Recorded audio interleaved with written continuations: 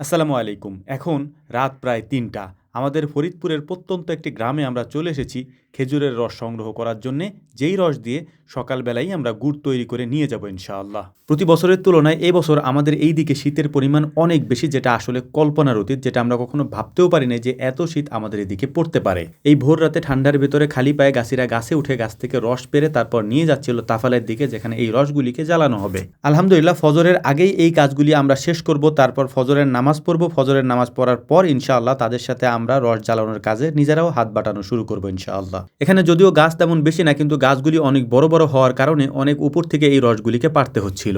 তো যাই হোক, আলহামদুলিল্লাহ রস পাড়ার কাজটা মোটামুটি শেষ হয়ে গিয়েছে। এখন এই রসগুলিকে নিয়ে যাব আমরা ওনাদের তাফালের দিকে। এই তাফালের মধ্যে রসগুলিকে ঢেলে তারপর জাল দেওয়া শুরু হবে এবং সকাল হতে হতে এই রস থেকে গুড় তৈরি হবে, যেটাকে আমাদের আঞ্চলিক ভাষায় মিঠাই বলা হয়।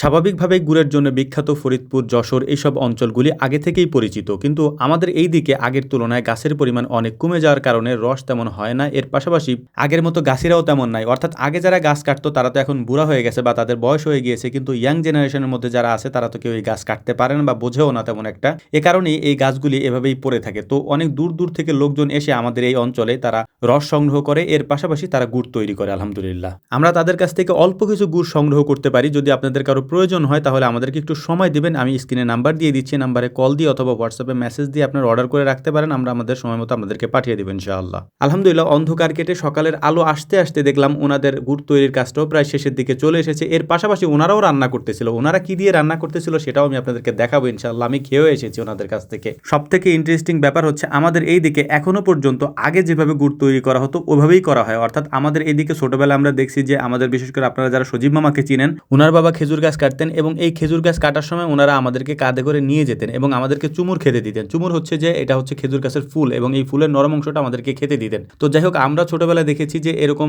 সুন্দর করে হচ্ছে যে থালি বলি আমরা, এই থালির ভিতরে আমাদের এখানে দিতে হচ্ছে যে আপনার ছাইয়ের উপরে তারপর সুন্দর একটা ন্যাকড়া দিত এবং ওই ন্যাকড়ার উপরে হচ্ছে যে এই খেজুরের গুড়টা ঢালা হতো যাতে করে সুন্দর করে উঠে যায়। তো যাই হোক, এখানে যদিও ছাই দেয় না, তবে এখানে ওই পদ্ধতিতেই করা হচ্ছে আলহামদুলিল্লাহ। তো সেটা আপনারা দেখতেই পাচ্ছেন, একেবারে আগে যেভাবে করা হইতো সেভাবেই এখানেও করা হচ্ছে। তো যাই হোক, ওনারা কি রান্না করেছে সারাদিন খাওয়ার জন্য সেটা আমি আপনাদেরকে একটু বলি। একটা লাউ ওনারা কেটে নিয়েছে, কয়েকটা আলু কেটে নিয়েছে, এর মধ্যে শুধুমাত্র হলুদের গুঁড়া, মরিচের গুঁড়া এবং লবণ দিয়ে ওনারা রান্নাটা কমপ্লিট করেছে। আলহামদুলিল্লাহ এটা খেতে বেশ ভালোই হয়েছে, যদিও আমরা খেয়েছি।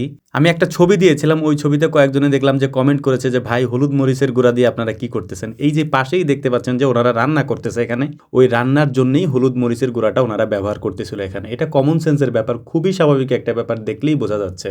ভিডিওর শেষে গুরুত্বপূর্ণ একটা কথা আপনাদেরকে বলে দিই, আমি সাইফুল ইসলাম। আমার কাছ থেকে যে প্রোডাক্ট আপনারা নিয়ে থাকেন বা অর্ডার করে থাকেন তা 100% পিওর এবং অরিজিনাল। এর মধ্যে এক বিন্দু পরিমাণে কোনো ভেজাল হবে না ইনশাল্লাহ, যতদিন পর্যন্ত আমি বেঁচে আছি। আল্লাহি, আল্লাহর কসম করে বলছি। এগুলি কখনো বলতে চাইনি, তবুও বলতে হলো। তো যাই হোক, আমাদের জন্য দোয়া করবেন, আল্লাহ তাআলা যেন আমাদেরকে হালালের উপরে এবং সঠিক রাস্তার উপরে ইস্তেকামাত থাকার তৌফিক দান করেন। ওয়া মা তৌফিকি ইল্লা বিল্লাহ। আসসালামু আলাইকুম ওয়া রাহমাতুল্লাহ।